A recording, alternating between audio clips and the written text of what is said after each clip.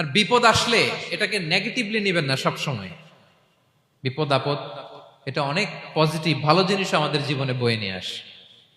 শাইখুল ইসলাম ইবনু তাইমিয়া আলাইহি রাহমা উনি বলতেন, খুব দামি কথা, খুব হেভি ওয়েট কথা, মনোযোগ দিয়ে শুনুন। তিনি বলতেন, যে নেয়ামত তোমাকে আল্লাহ থেকে দূরে সরায়, ওই নেয়ামতের চেয়ে বিপদ ভালো, যে বিপদ তোমাকে আল্লাহর দিকে ধাবিত করে। আই রিপিট, আমি আবারও বলি, যে নাজ নেয়ামত তোমাকে আল্লাহ থেকে দূরে সরিয়ে দেয়, সে নাজ নেয়ামতের চেয়ে ওই বিপদ আপদ ভালো, যে বিপদ আপদ তোমাকে আল্লাহর কাছে টেনে দেয়। তাহলে বিপদ আপদ আসলে আপনি হতাশ হবেন? আর কখনো দুঃখ করবেন? মোয়ারের ভাইয়েরা, আর মন খারাপ করবেন?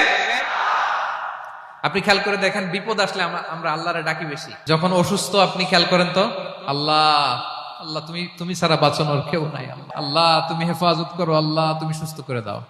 যখন লাইফ থ্রেট, আপনি গুম হয়ে যেতে পারেন, আপনার কারাবন্দি করতে পারে, এরকম একটা বিপদের মধ্যে আছেন, তখন খেয়াল করেন তো আল্লাহর সাথে আপনার কানেক্টিভিটি, রিলেশনশিপটা কতটা ডেভেলপ হয়।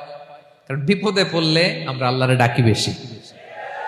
তাহলে বিপদ আপদেরও কিছু পজিটিভ সাইড বা দিক আমাদের জীবনে আছে না নাই?